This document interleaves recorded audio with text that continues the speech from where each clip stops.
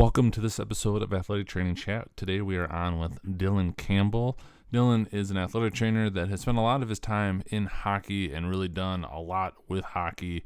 We connected with one of his employees, actually, Hunter Robinson, to talk about hockey, even though Hunter was just getting started, so we kind of covered that from a different aspect. But connected with Dillon, which we've connected online several times, but never truly really connected, sat down, had a conversation, and this is what follows. Really insightful, especially if you're looking to get into the world of hockey. I have an hour of observe experience with the sport. It was fascinating to watch, but not one that I am overly familiar with. So this was really great for me to hear. So we hope that you enjoy it as well. We've had a couple episodes with Adam Halpern of Wave On Health. Wave On Health is building a future for athletic training. It is something that could be really beneficial in all sorts of settings. If you're overworked, burnt out, working with too many athletes, or just need an athletic trainer to join your staff, this may be a solution that would be worth looking out. Contact Wave On Health to learn about how virtual AT supports the team. Also can be beneficial to the AT, putting money back in their pockets, and just let them know that you heard about it from the AT Chat podcast. Really something that I think is worth looking into, especially if you've got positions that you have unfilled, part-times, things like that, this could be really, really beneficial. As always, we are powered by Mueller Sports Medicine. We can't thank them enough for supporting the profession and also supporting the podcast. Conference time is up in full force. Connect with them there. If you want to try something out, let them know. I know they'll take care of you. And really, there's a lot of fun to be around as well. But without further ado, please enjoy this episode.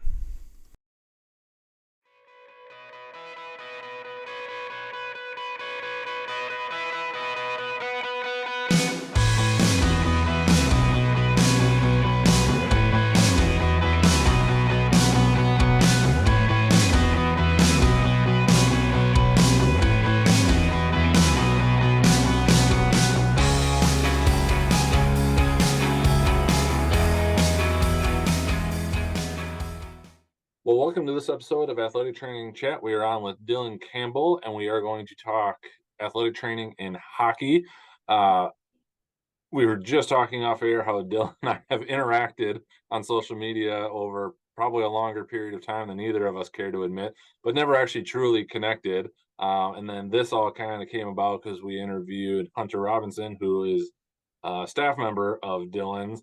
I thought we were going to talk some more hockey. Turns out Hunter was just getting started with it. So that's how this conversation came about. And I have no experience covering hockey other than probably 2 hours of observe time in my undergrad. And then when I was at a local university, they would do some emergency action plan kind of care on the ice that I would go out to with a colleague. Why, I don't know. We didn't have a hockey team, but it was a good way to earn a CEU, see something different. So that was fun. But outside of that, I got nothing, which is almost sad to say growing up in Minnesota, but I digress. But before we get into all of that, I wanted to turn over to you, Dillon, to fill in your background, kind of how you got to where you are, and then we'll jump into it.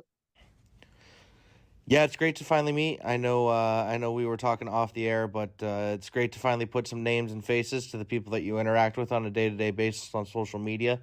I know you mentioned that you probably didn't want to say it, but I think it was COVID when we first started interacting, and so it's been 4 years, and I can't believe that it's been that long since it's taken us to be able to sit down and have a good conversation. So excited for this, but.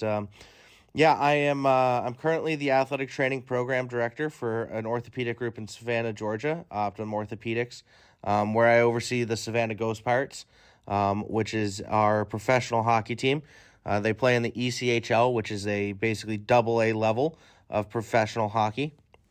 That's my main clinical assignment. In addition to that, I kind of oversee all of our professional sports teams, which include the Savannah Bananas and Savannah Clovers.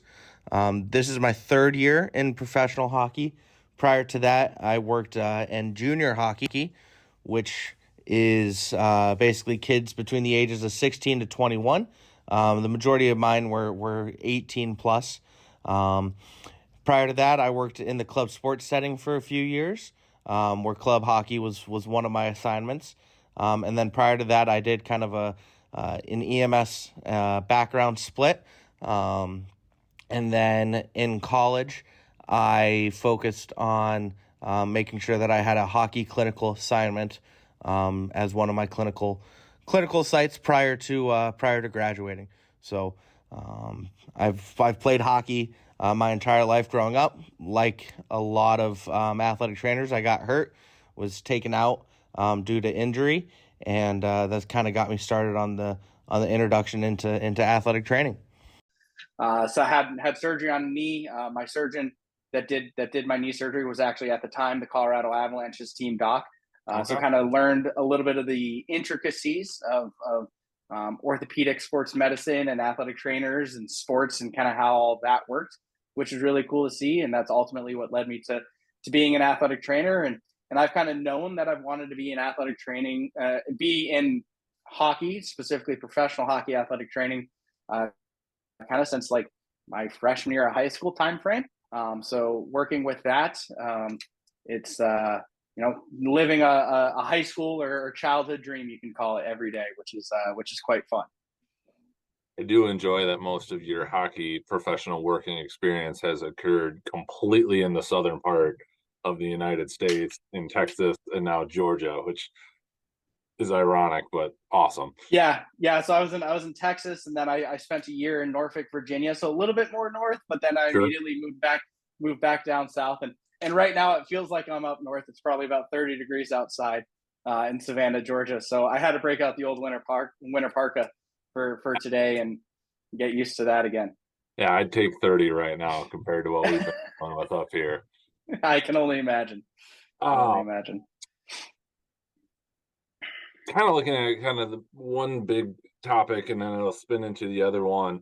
Obviously, being on ice presents all kinds of unique issues, both general musculoskeletal injury wise, but also, and probably even more importantly, the emergency management of an injury. And unfortunately, there's been a couple higher profile incidences that with sharp skates and everything going on there. But given your background with the emergency management side, and also being an athletic trainer, if we wanted to touch on considerations and things that you have had to really look at when it comes to the emergency management side, for whatever reason, one takeaway I got from the little CEU event I did is you wanted to have good gloves or something to put underneath your knees while you're kneeling on the ice, potentially holding, C-spine or something, because that could play a factor. It is not comfortable to begin with, but then you add cold on top of it. But if you wouldn't mind kind of diving into that aspect of it first. Yeah, for sure.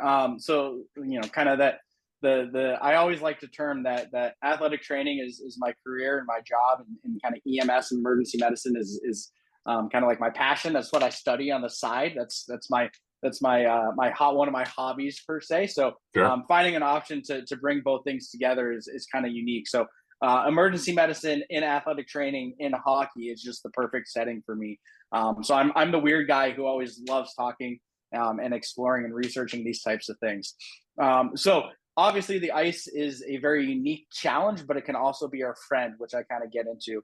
I'll get into a little bit later. But the first thing we always talk about it when we're going through AT school or EMS school or whatever is always you have to think about provider safety, right? We always say, scene safety, and then go through your normal course. Well, scene safety is big, and in that we're walking on a surface that is inherently unstable, or if we're running on a surface or whatever.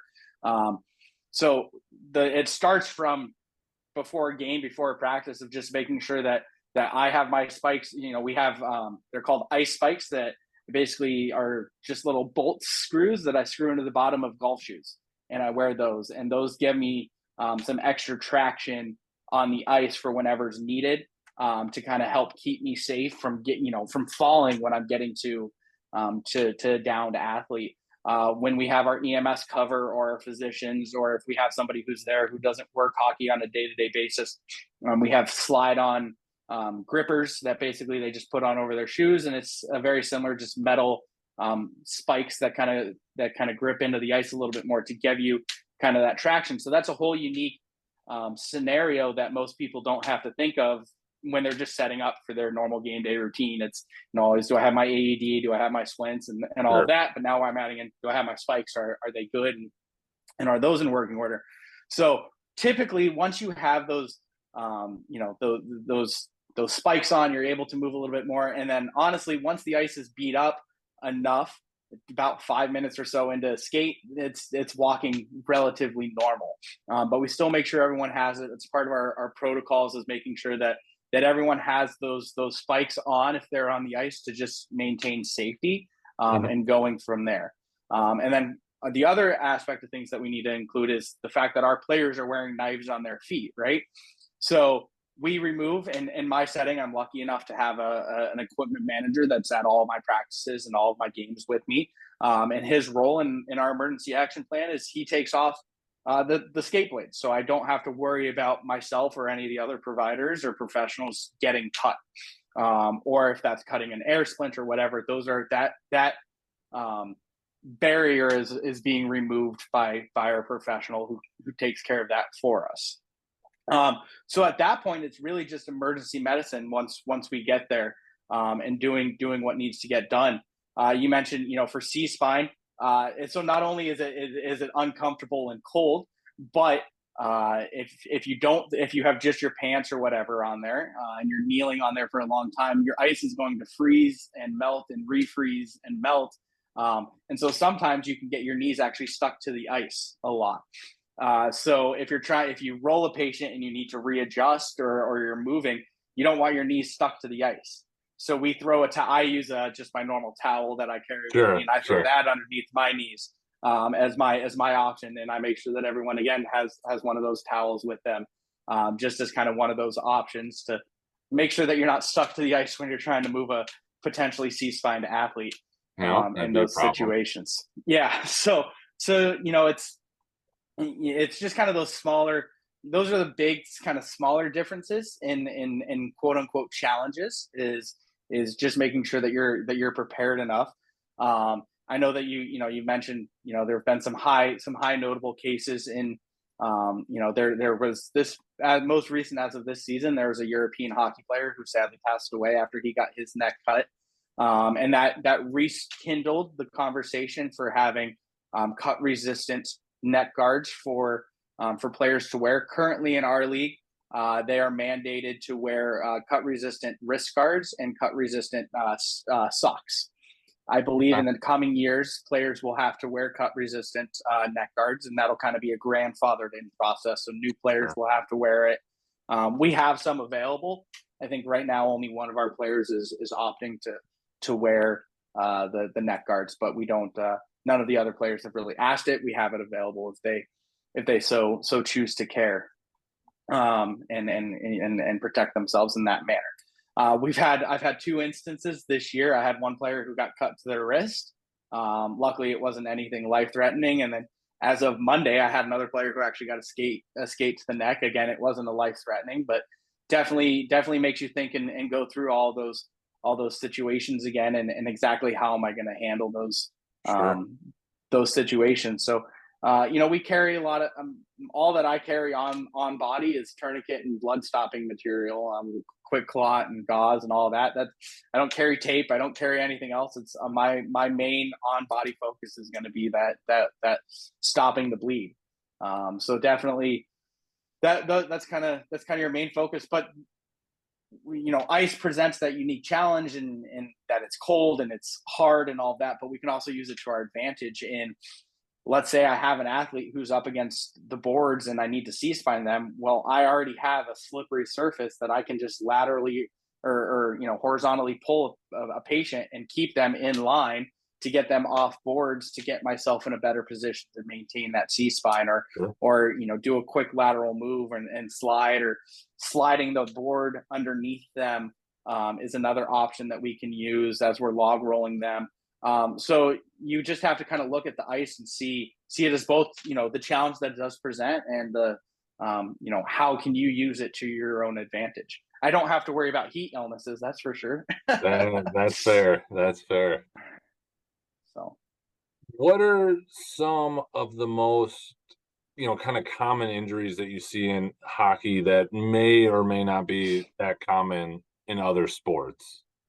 yeah, I think it's you see your contact injuries. So a lot of hockey players, you see your contact injuries just in any other sports. Your dislocated shoulders, your broken bones, your all of that. For me, as of recently, it's been a lot of jaw fractures, just because their jaws are completely exposed when they're getting hit. Unlike a football player, where they have a full face shield, my players' jaws are open and get hit a lot. So I've had 2 jaw fractures in the last 2 years that we've had to manage. As far as non-contact injuries, we see a lot of hips, and that's just due to the inherent kind of biomechanics of a skating motion as well as playing goalie. You see a lot of femoral acetabular impingement, a lot of cam deformities, and again, that just kind of goes towards their biomechanics and the movement of skating. You see these guys, especially once they get into their 20s and 30s, starting to develop kind of these torn labrums and these hip impingements that kind of need to be addressed. Out of curiosity, and this wasn't on there, I again not having worked hockey, but had seen a few, FAI type things and labral tears. Have you found that most of those can you manage them conservatively and have decent outcomes, or have you guys had to do, had people gone to surgery to ultimately correct it? Because I know for a lot of instances, and especially the one I dealt with was in a distance runner of all things, but just happened to come up, and it's not like it just formed within the last week. It just something happened where all of a sudden now he's got pain, and then we went through the process and ultimately got there. And as you kind of alluded to, for some of them, they may have never had it, as they were growing up, or it might not have been a congenital thing, but then for the nature and the demands of the sport, is that something that you have been able to have some success? Yeah, Or because now we that we're looking do. for it, we know it's there. Does that mean we have to surgically fix it? Yeah, the answer is both. Really, we kind of Fair. do what the athlete wants at that point. I've had athletes who we definitely have it. There's imaging that we have on there that definitely shows you've got that impingement, and we focus a lot on on managing them conservatively from the get go, and maybe that's getting them through the season, and then maybe Sure. repairing it postseason, or it's a it's kind of one of those things where they might feel it. Let's address maybe some insufficiencies. A lot of hockey players might have weak glutes and tight adductors, so we kind of compensate and strengthen and rehab those areas, and we're able to decrease some of that pain that they're feeling because we're Okay. eliminating some of that load. So we'll do it that way, and rehab them back, and have them play and just manage their pain to the point where it's not really super bothersome, and they go their entire career and then maybe get it fixed at the end of the year. I Sure. have an athlete right now, who is dealing with a sports hernia. And when we got imaging on that, we're like, oh, you got a left side labrum tear. But when you examine his labrum and do everything else, it's completely asymptomatic. So we're not even doing anything to really worry about that. We'll work on that in the weight room with our strength and conditioning staff, and kind of focus again on addressing any muscle imbalances or deficiencies that he has. But besides that, we're just kind of let that one exist because it's not bugging him.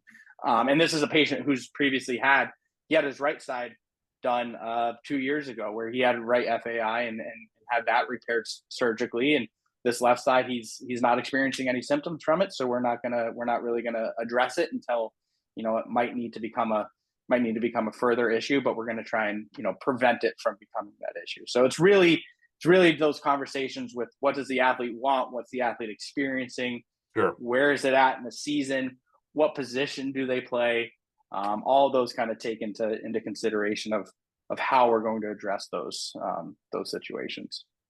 Oh, the conundrum of incidental findings, huh? Yes, we love getting imaging, especially on the hips. Yeah. I'm sure if I imaged 10 of my guys' hips, I'd come up with 8 or 9 Oh, FAIs. Um, absolutely. so it's we love those incidental findings for sure.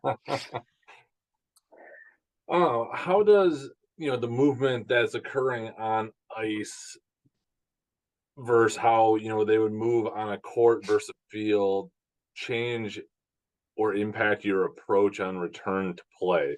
Because obviously it's hard to mimic skating in a very controlled rehab setting to a degree, even then, like if you had one of the fancy treadmills that allows you to do it, you're basically skating again. So you're not mimicking per se, but then also trying to take, you know, ground in quotes, if you will, training and then transferring it over to the ice.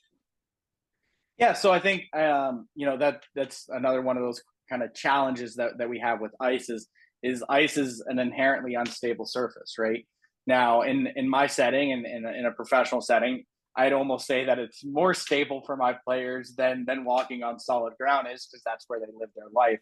Um, but we basically have to get them to the point where they're comfortable and confident on a court or on a typical ground, and then we kind of progress them back into getting them onto the ice and things of that nature. So you can mimic some of those movements with slide boards or Yep. sliders or even Swiss balls, just kind of getting them into that kind of adduction extension, or excuse me, abduction extension movements to kind of strengthen that area and work a little bit off ice. But really, once they're kind of capable of managing themselves off the ice on the ground, is the next step is we get them into the ice and into the kind of those controlled situations and settings. And I'm not saying that it's they have to be fully good on the ground before we're getting them onto the ice, but it's a very unique characteristic of once most people are cleared on the court or the field or the ground or what have you, they're kind of cleared. Whereas we have to get them cleared on the court, the ground, whatever, and then we go into now we have to get them cleared on the ice and how does that all feel and how does that play into their rehab and their recovery and all of that. So it's kind of an extra step that we need to incorporate and think about when we get into kind of those return to play decisions. For sure. One I didn't have on there, but I'd be curious, you referenced strength and conditioning and a few of the other stuff that you had, just because of the nature of the sport and some of the challenges it puts on people biomechanically, knowing some hockey players, just, it's kind of a build, if you will. Some of them can feel like, like wrestlers kind of have a build that is common. Hockey, obviously it doesn't fit everybody. Is there anything from the preventative side or injury risk reduction, if we don't want to use prevention, which I am totally fine with Right. for reasons, but that you guys have clued in on that seems to make a difference? You had referenced glute strength earlier, but anything else that you've seen just again because of the unique nature of the sport where yes, you want to move efficiently, but it is not in the quote unquote normal motions of the body? Yeah, I think the biggest one is going to be kind of those glutes, and our strength and conditioning staff do a great job of building up the glutes. A lot of our players are also very quad dominant Sure. individuals, so we try to eliminate that and kind of get them focused on more of their glutes and focusing on glute activation really is a big one as well, because a lot of our guys will fire their backs prior to firing their glutes and making sure that Sure. everything kind of works in those right ways. I try to address a lot of adductor tightness and because a lot of our guys, again, just with the motion of constantly pulling their legs back in from their power stride, we focus on loosening up a lot of their adductors and working there.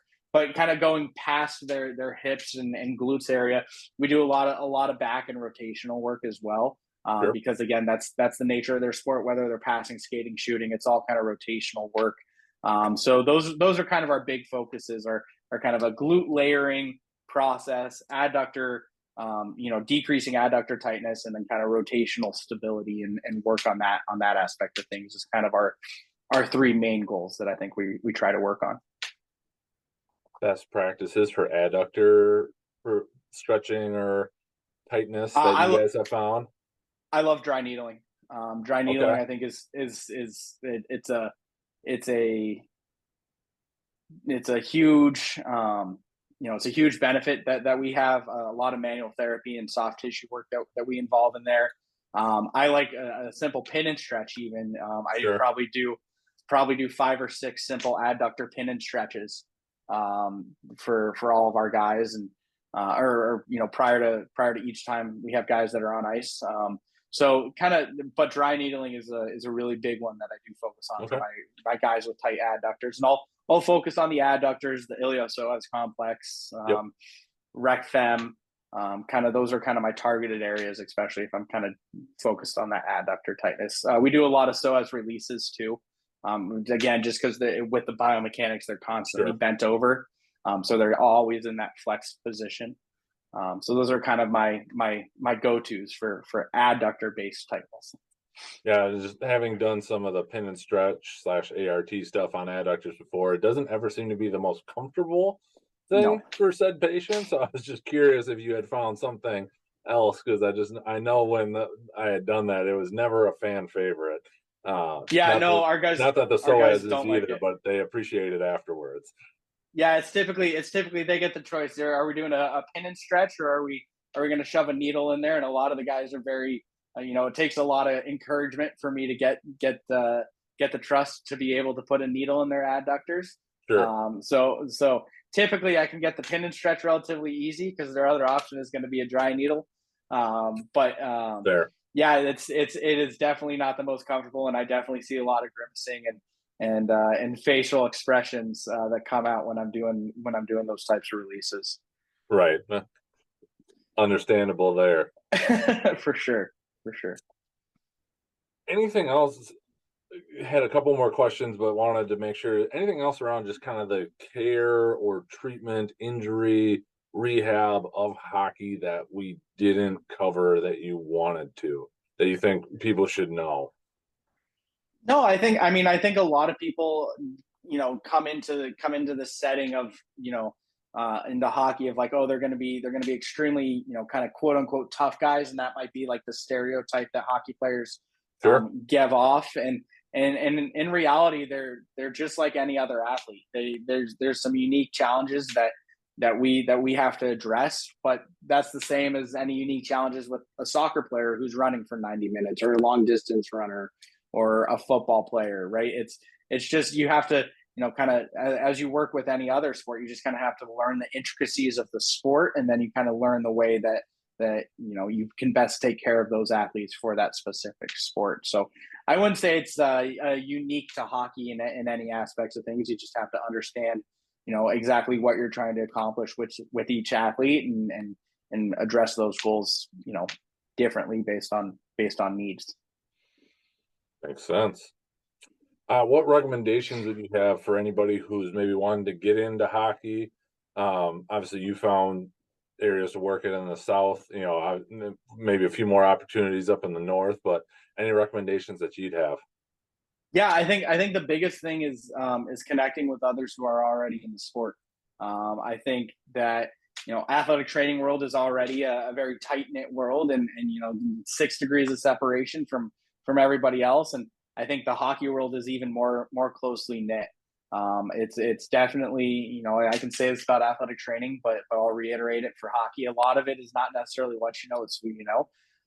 Obviously they're going to hire the best person for the position, but having somebody name drop you is definitely a bonus per se.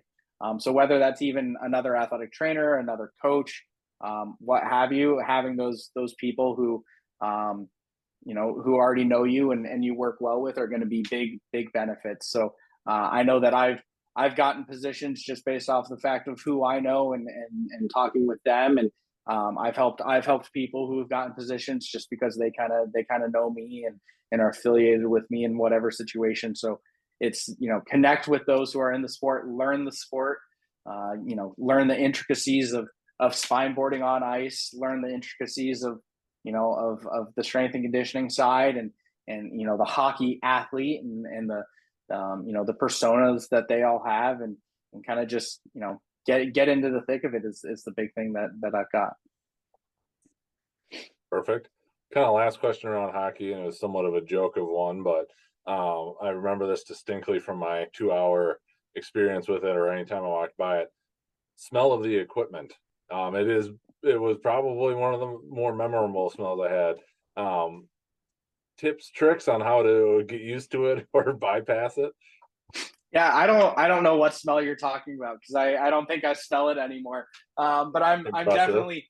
definitely very familiar with I've heard that before, and you have the occasional players who might have a little bit more of the hockey smell than the other players. It's just that combination for those who haven't smelt it. It's the combination of wet leather and sweat, and you just combine those, it gives you a great stench. Um, for us, all of our gear is air dried as soon as they're off the ice as possible. There might be a time where we have to bus immediately after a game or after a practice, but the second we get into the town, we're air drying the gear and moving it.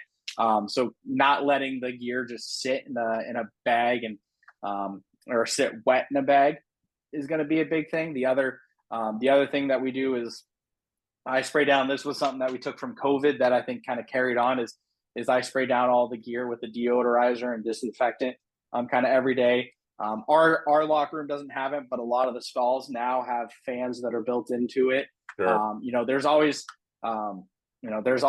products on the market that you can sell that are going to be deodorize, hockey gear deodorizer or whatnot. But I really think the biggest thing is just drying the gear as soon as possible and not letting it sit in kind of those small locker rooms that don't have much airflow moving through it. But I've been around it so long, I don't smell it anymore. That's fair. Ready for the AT chat questions? Sure thing. Where do you see athletic training going in the next 5 to 10 years? Yeah, I think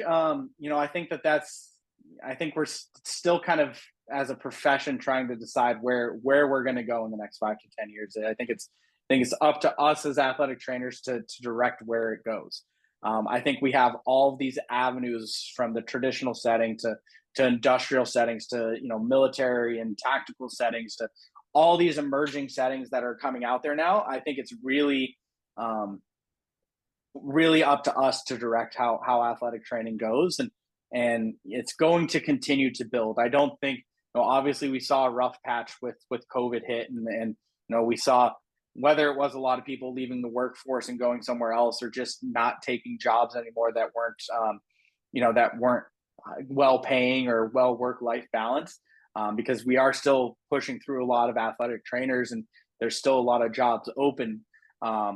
So I think it's up to us to direct where we're going and how we're going to continue to build, whether that's continuing with all these emerging settings and really pushing and going out there, because I think that'll drive an increase in presence of us in the traditional setting, because ultimately we're still going to have doctors, we're still going to have sports teams in high schools, colleges, pro sports that are going to need athletic trainers. But as we continue to grow as a profession, I think that us expanding out is going to be more than beneficial for us, and we're going to have to continue to push our way into continually being recognized as the true healthcare professionals that we are. I like it and tend to agree. What advice would you give yourself if you could go back to when you were a younger athletic trainer, and what would that be? Yeah, I think I've got a few things for that one. I think the biggest one is don't be afraid to take leaps.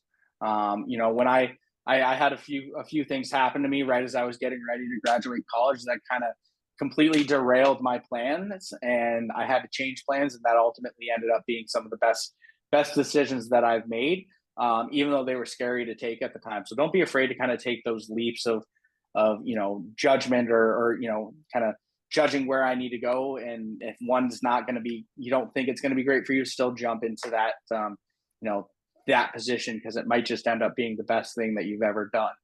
I think another big thing when I first got into hockey, I don't know how I got talked into it, but it was a passion that I wanted to follow.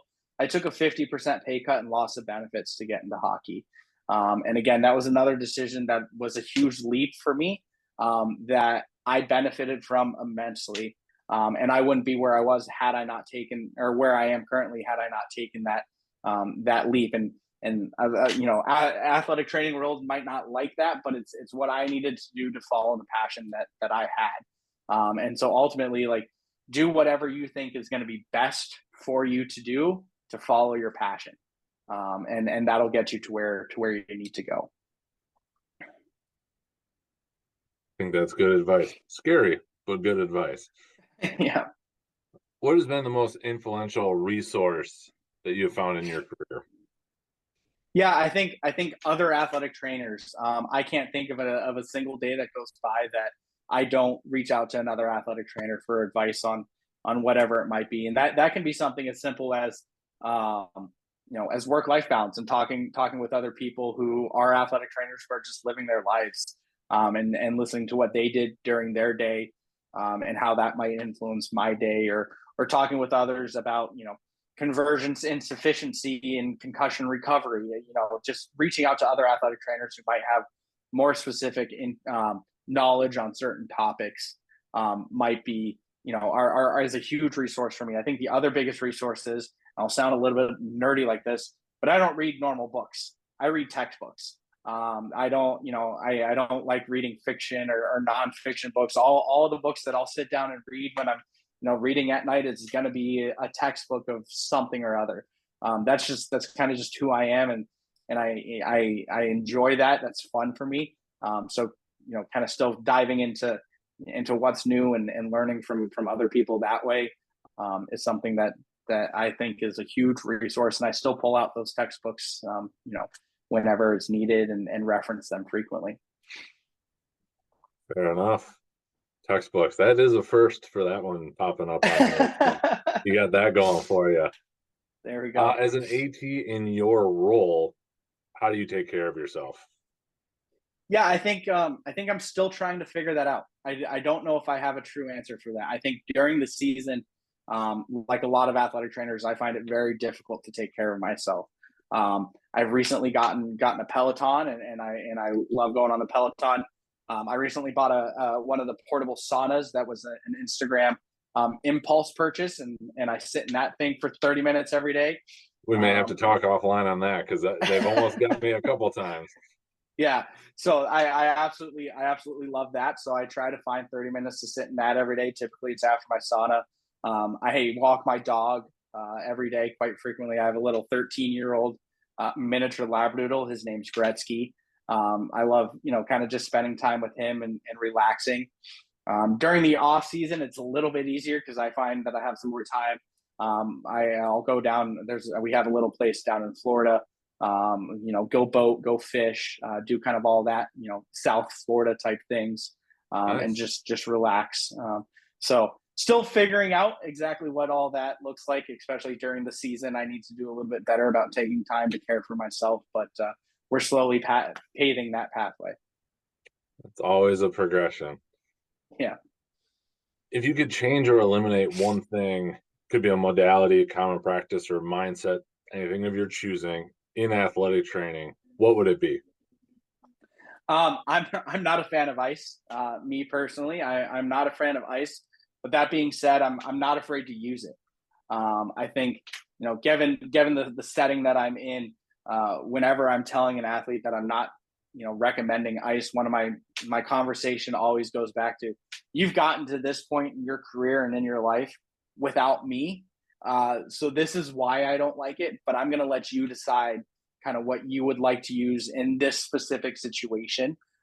If you want to ice, by all means, let's make you an ice pack and ice it.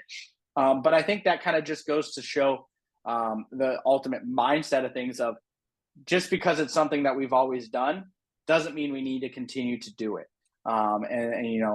That's medicine in general, not just athletic training, of things are constantly emerging and changing, and going through reviews and researches, and you're going to change your mind on different practices and modalities and all of that probably multiple times throughout your career. So just being open to kind of that change. I use ice as the example because that's the biggest one that I've done in my career. I started out as an athletic trainer that was ice everything, and then I kind of changed my mindset on that. But I still use it if it's going to help my athlete address kind of some of their goals and their concerns. 100%, let's throw an ice pack on there. So yeah, just modality wise, it's going to be icing. Mindset wise, I got to go with kind of just just because it's the way we've always done it doesn't make it right. And I know that's one of the social media posts we connected on, and very much the same approach is, I always would ask, what are we trying to accomplish? Like, is there something else we could do that would get us a better result than just putting a bag of ice on it? And just having that conversation. And similar to you, if that's what's going to make them feel better, who am I to tell them otherwise? 100%. And that's okay, because we're not doing and shouldn't be doing any harm by doing it, which is obviously the ultimate goal. Right, for sure. Final question: what does being an athletic trainer mean to you? I kind of addressed this a little earlier in the podcast, but to me, it's following my passion. I've known that I've wanted to be an athletic trainer since my freshman year of high school. And specifically, I've known that I've wanted to be a hockey or professional hockey athletic trainer since my freshman year of high school. So I get to wake up every day and do something that I love, and do something that helps people. And I think that athletic training is the perfect way for me to follow a passion that I had in sports and hockey, and a passion that I had for helping people. And I think I was able to just combine it into the best profession that I could ask for. I wake up every day, I do something new. I'm excited to go to the rink or to the office every day. And, I get to help people return to their sport, return to their goals, return to their livelihoods. And so for me, it's kind of just following my passion and being able to help others follow theirs. Well said. I like it. If people wanted to connect with you, follow you, interact, what would be the best place for them to do that? Yeah, the best place is going to be Twitter. I have some of the other socials, but Twitter is going to be the best one for me. That's where I'm always on. My handle is it a handle anymore? I don't even know what it's called. It's not even Twitter. So yeah, it's X now. But it's Dillon_ATC_EMT on Twitter, X formerly known as Twitter, whatever we're calling it now. That's where you can kind of get in touch with me the easiest, for sure. Perfect. Well, we'll link that up, and the other ones that you had on there as well. But it was great to, like you said, actually connect. Appreciate that. Look forward to doing so more so in the future, maybe actually in person if we cross paths at a convention. But until then, good luck with the rest of your season, coming off your quote unquote break, as we were talking about, but really appreciate it. Yeah, thanks, Joel. I had a great time, and great to finally meet you in virtual person, for sure. Absolutely, yeah. Still the way of the world, unfortunately. Yeah, for sure. Thank you for listening to this episode of Athletic Training Chat. We hope you took a lot away from Dillon's discussion on hockey specific. If you're looking for emergency resources or just some insight, Dillon is a great follow on social media, so check him out there when it comes to that. Really hope you enjoyed this one and all of the episodes. If you would have a story you want to tell or something you want to cover, please let us know. We'd love to hear from you. I'd love to have you on the podcast, hear your story or whatever it is you are passionate about. Thank you again to Mueller Sports Medicine for powering the podcast. Also, if you haven't checked out the Athletic Training Daily Journal, journaling something that you've kind of looked into, we tried to create one that's specific to the profession, ways that you can apply it to your daily life. We tried to do a really good job of making sure that it wasn't just one setting or the other. I think we did okay, but please check that out. There's a free 14-day sample you can download at clinicallypress.org in the shop, or if you want to check it out, it is on Amazon. Just search for Athletic Training Daily Journal. You got to scroll down a little bit, but check that out. We truly appreciate you listening, checking that out, your support. Again, if you have something you'd like to talk about, we look forward to hearing from you, and we will catch you next episode.